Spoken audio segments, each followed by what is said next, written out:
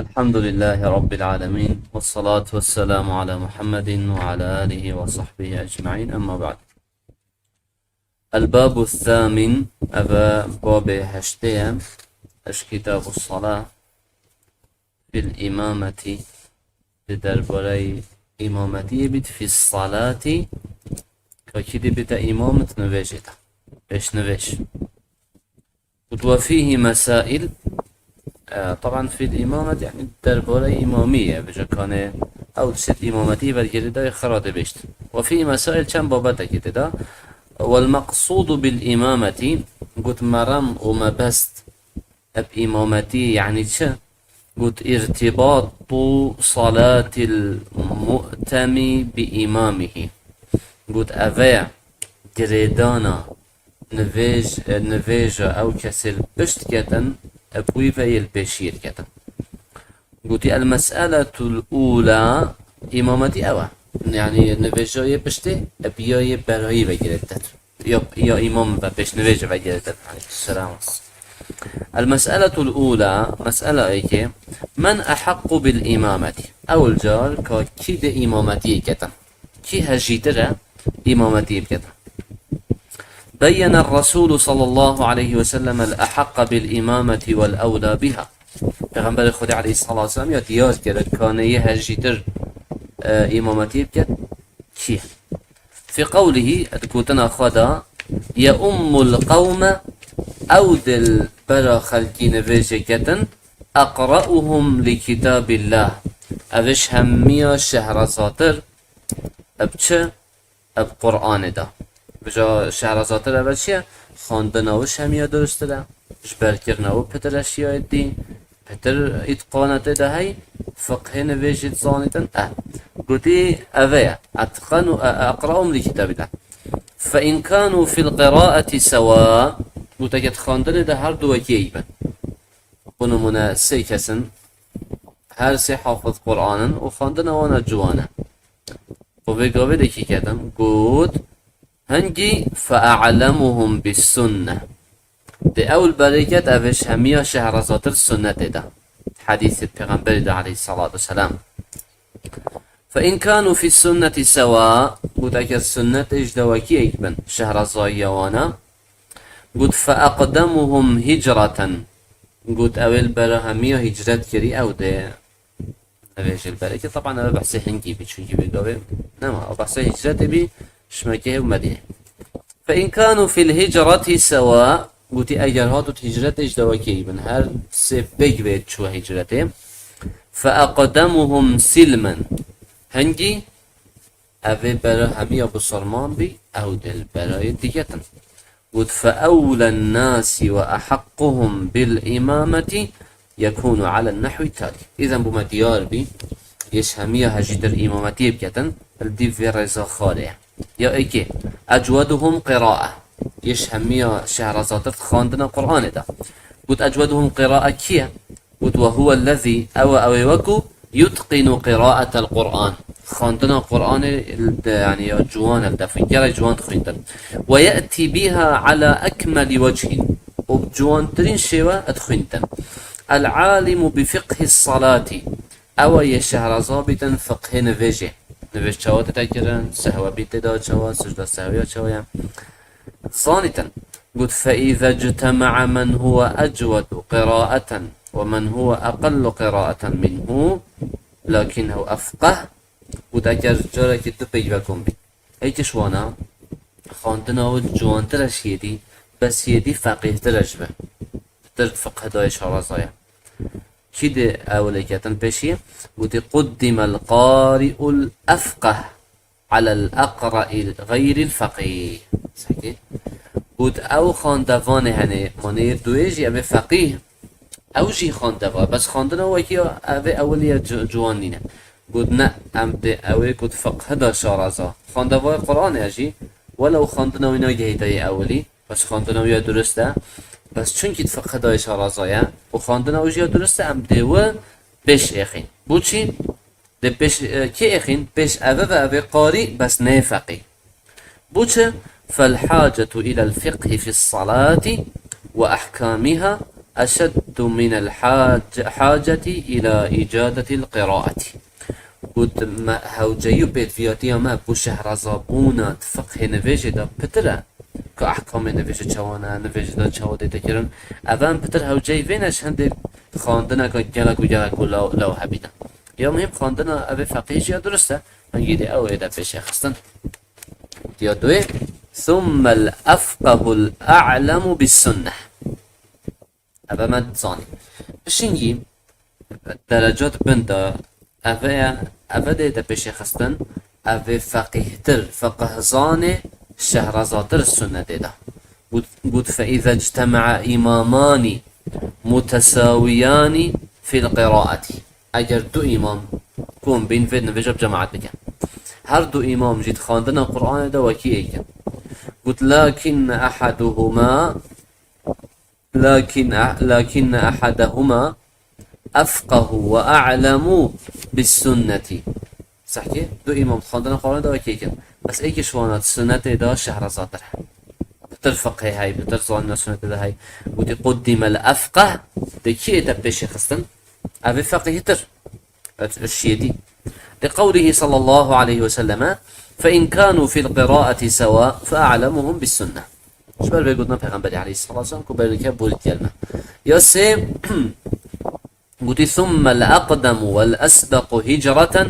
من بلاد الكفر إلى بلاد الإسلام قلت باشي أمده أو بش إخيم أو برای دي اش باجر كفر هجرت كريا باجر إسلامتيه إذا كانوا في القراءة والعلم بالسنة سواء أبا كان يدي أف مرتبة سيئتن ده سحكي هنكا كي برد شو هجرته أجر خاندن وان والسنة وان هر دو كهن ديك بيت يا چاره ثم الأقدم إسلاما باش ده سحكي هنكا كي أول بويا بسرمان إذا كانوا في الهجرة سواء أجر هر دو خاندن دواكي ايكن السنة دواكي ايكن علمي وانا الهجرة إجا بيجوه چوش نده سحكي هنكا كي أول بيا بسرمان يا بينجي أخيري قلتيم ثم الأكبر سنا يشهم بيا مازنتر ودان عمرتر دو إمام خاندنوان هر دو قواكي ايجا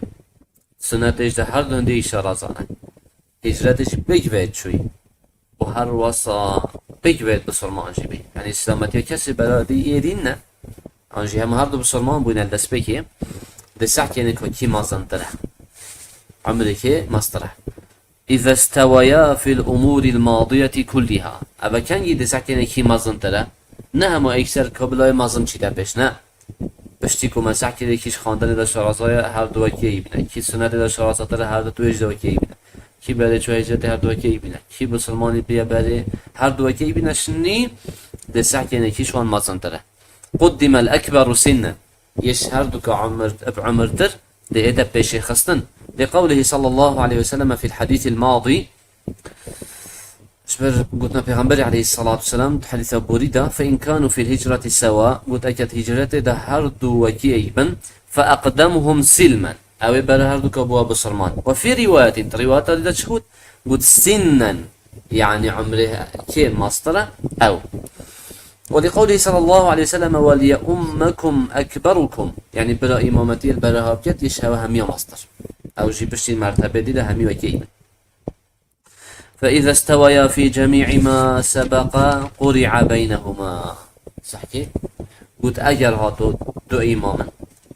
قرآن ده هر دو وكيئا سنة تجد وان هر دو وكيئا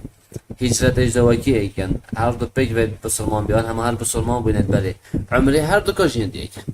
ليش لكن قلت ده قرعي كيشان قرع بينهما ده قرعي كيشان فمن غلب في القرعة قدم قرعة نوبي كدر شو دي أول بلي نبيش كدر ده بشتن باشا ما يعني برتكبيت عند تشكي مازنا بني أو أصدقائي إمامتي كيلك جالك مازنا وأجري مازنا لو ما جي أكير محتاج تكير قرعة ديدا كيشا شون يكس يحوزرين بخير يبدأ تايدي إلا كشريعته حق بدردو بتايدي أو دكتنا أما هر دو وكي أيبن نه آماده أبي خير بويدي بيرد آماده قرعة كيشا وصاحب البيت أحق بالإمامة من ضيفه أجر ميوان يبو خدانهات خدان مال هجيتر نوجل برد كت نه ميوان دكت دكي كت خدان مال دكت لقوله صلى الله عليه وسلم جبر قلنا پیغمبر عليه الصلاة والسلام لا يؤمن الرجل الرجل يعني ظلام إمامتي البلا ظلامي ناكت خداني ناكت في أهله ناف مالاوي دا ولا في سلطانه اتناف دسهلاته دا قلتي وكذلك السلطان هل وصى سلطان بحثك رئيسية بحثك رئيسية قلتي سلوكة هل وصى السلوك أحق بالإمامة من غيره أباها جتر إمامتي بكتا جهك السلوكي أو مدايا شنو بتكشتبش لأوشتب براهي وهو الإمام الأعظم سلطان كيا إمام مغزنة سلوكة لعموم الحديث الماضي قبل قليل شبر حديث بوري ولا في سلطانه يعني با ويجبات كده وكذلك إمام المسجد الراتب أولى وكذلك إمام المسجد الراتب أولى من غيره إلا من السلطة وتهر وصا إمام المسجد يراتب شيء يعني أو حكمة راتب يبوداناي بشوي بش نبيجي أوت يتن هنجي كي بدأوله حافظ قرآن بيتن كي بيتن دي أوت يت كسيدين أوت إلا أجل السلطان حاضر بي سلوك حاضر بي هنجي إخوة إمام راتب شي بيتن سلوك حقي هاي أو البلد بيتن حتى وإن كان غيره أقرأ منه وأعلى وحتى إمامك خاندنا ونيولا بس شنك يراتبه يعني موظفة الفي مزيفتي وك إمام هنجي هذا ذكرته لعموم قوله صلى الله عليه وسلم أجبر قلنا بيغنبري عليه الصلاة والسلام كوفيجي بخبر جدا وقت قلت لا يؤمن الرجل في أهله ولا في سلطانه سلطان ما قلت بندس صلاته وده في مزيفته دس بندس صلاته مده أس إمام يما خلاص ناتشي بيتن غيري من بكت وقت كو أصحاب بمتانان وك موظفك الفيري المسألة الثانية مسألة دوه إذن يا بابا که مدیار بیمانه چند گرنگه و اگر امام راتب نبید آن سروجینه حاضر بیدن هم گرنگی بدین بابت کرم که پیش کرم که نه کرم که پیش صحکه کیا یه هجید او کرم کردن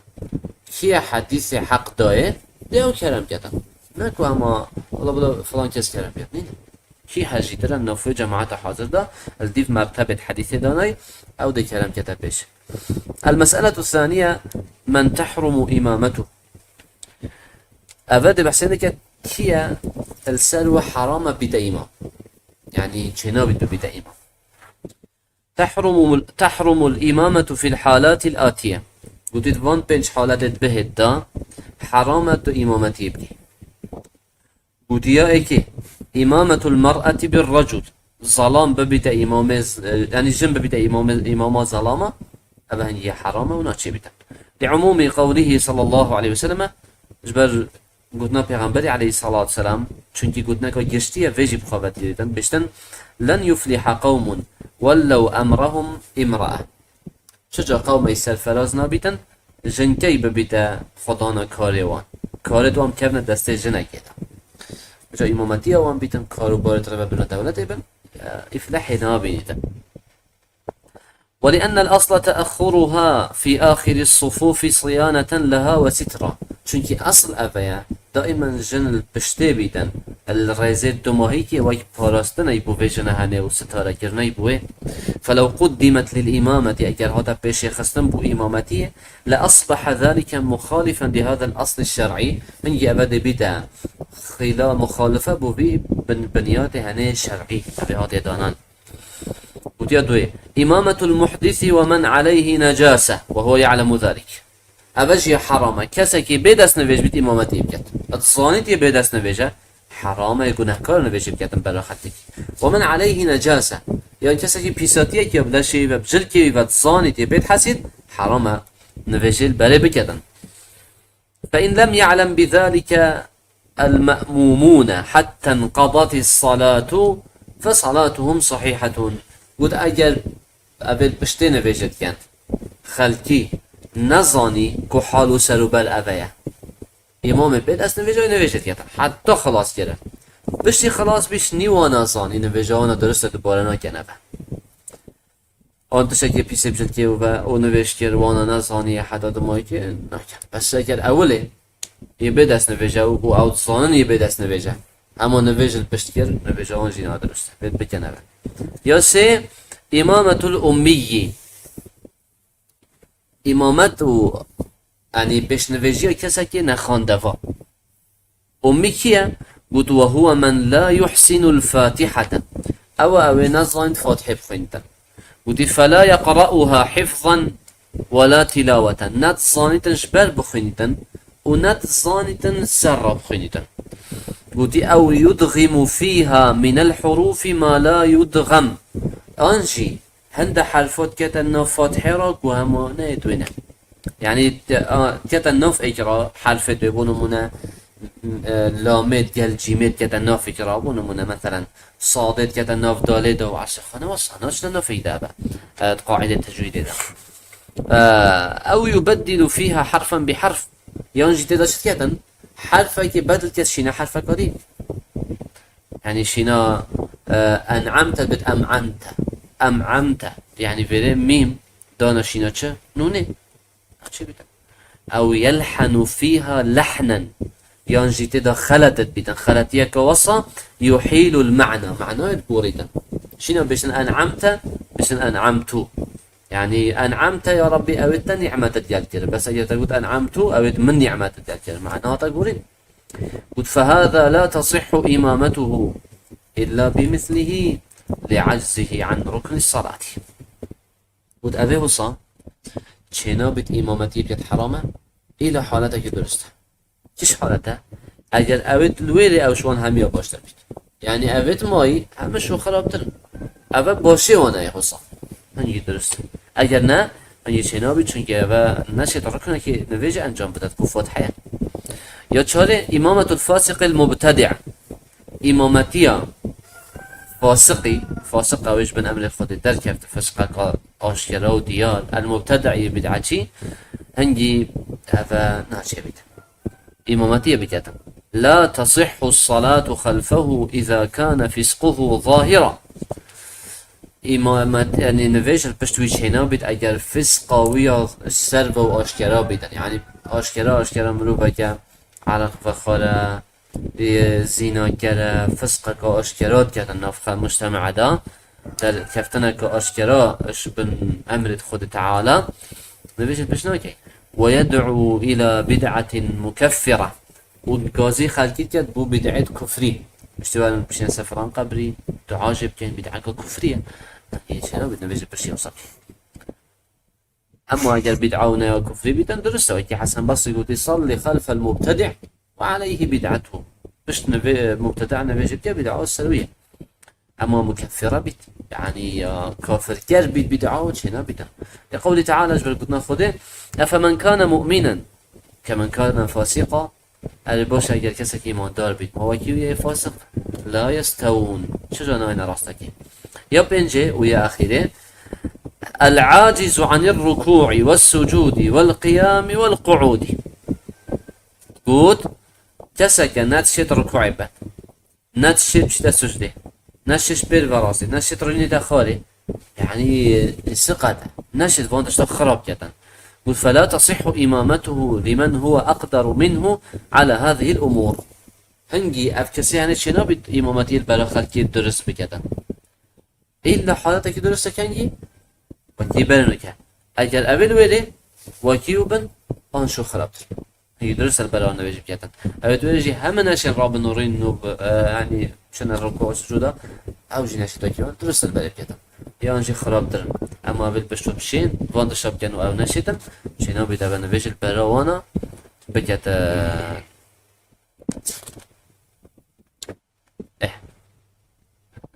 قلتي بلا وجه ديال بيتن عشان كده صحبة تمام بيتن. المسألة الثالثة مسألة سي من تكره إمامته أو كسيكم مكروه إمامتي بجد حرامه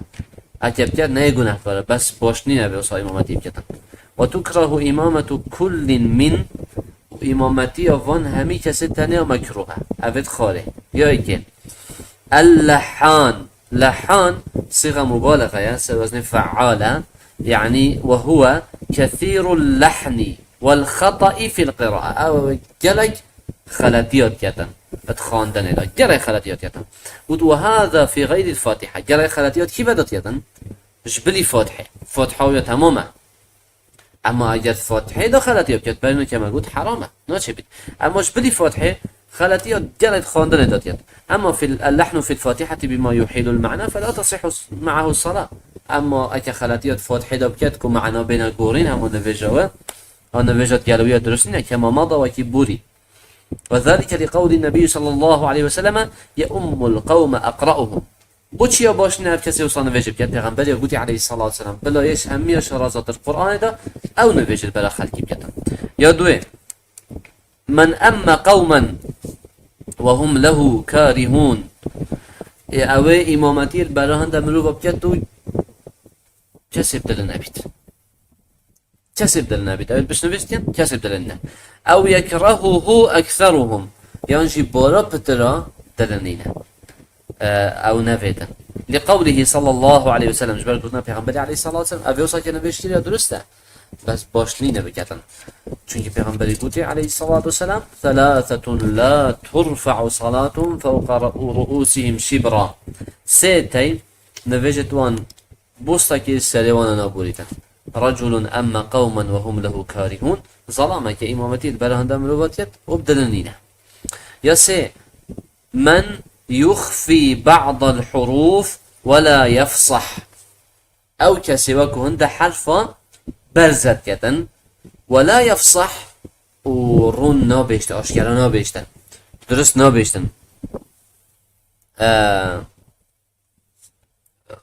بونمنا ميمه هندك تيما اجاري برزت يعني انفسهم ولا انفسهم صحكي ميم سليك خار وانا لا يفصح يعني رون واشكالنا بيشتن وكذا من يكرر بعض الحروف عندك تاي حرفا تشلت يتن جلي دبولات يتن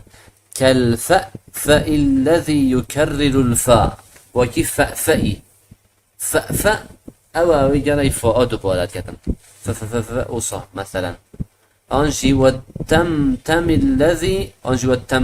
الذي يكرر التاء وغيرهما وكي تمتم او يجري تاء دوبارات يعني كي از مانم خوي واسه ترتري نم بجن تا جري تاء بيشتن خواندن قرآن جای واسه اوه باشنی نبیجه بله بکتن وذلك من أجل زيادة الحرف في القراءة چونك اوه حرف زیاده کت خواندن دا والحمد لله رب العالمين.